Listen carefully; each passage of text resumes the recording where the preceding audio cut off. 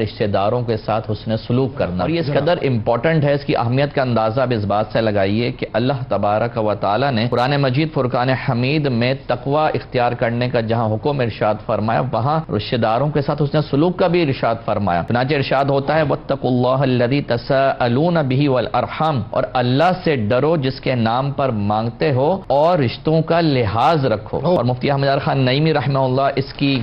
تفسیر میں بیان فرماتے ہیں کہ جس طرح ایک مسلمان پر نماز، روزہ، حج، زکوٰۃ لازم اور ضروری ہے، ایسے ہی رشتہ داروں کے ساتھ حسن سلوک کرنا لازم اور ضروری ہے۔ کہ صلہ رحمی یہ نہیں ہے کہ جو آپ سے جوڑے تو آپ اس سے جوڑ لیں، یہ تو ادلا بدلا ہے۔ رشتہ داروں کے ساتھ حسن سلوک یہ ہے کہ فرمایا اذا قطعت رحمہ وصلھا، کہ جو تم سے توڑے اس کے ساتھ نبھاؤ، اس کے ساتھ جوڑو۔ ہم صلہ رحمی کے بارے میں جب احادیث کریمہ کا مطالعہ کرتے ہیں تو حضور علیہ الصلوۃ والسلام کا ہمیں وہ فرمان شاندار نظر آتا ہے کہ آپ علیہ الصلوۃ والسلام ارشاد فرماتے ہیں، یعنی حسن سلوک کرنا یہ گھر والوں میں محبت، مال میں برکت اور عمر میں درازی کا باعث بنتا ہے۔ یہ وظیفہ ہے جی بالکل، یہ وظیفہ ہے، یہ وظیفہ ہے۔ اسی طرح فرمایا کہ جو چاہے کہ اس کے رزق میں وسعت ہو جائے، رزق اس کا وسیع ہو جائے اور اس کی موت دیر میں کی جائے تو وہ صلہ رحمی کرے، رشتہ داروں کے ساتھ حسن سلوک کرے۔ ظاہر سی بات ہے صلہ رحمی کی اس قدر اہمیت ہے اور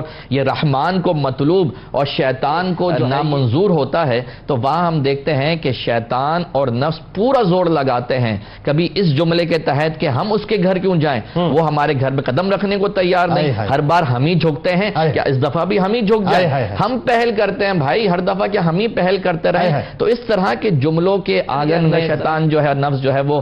دھوکہ دے رہا ہوتا ہے، لیکن بات یہ ہے کہ انسان کو چاہیے کہ وہاں شیطان کی نہیں بلکہ رحمان کی بات مانیں۔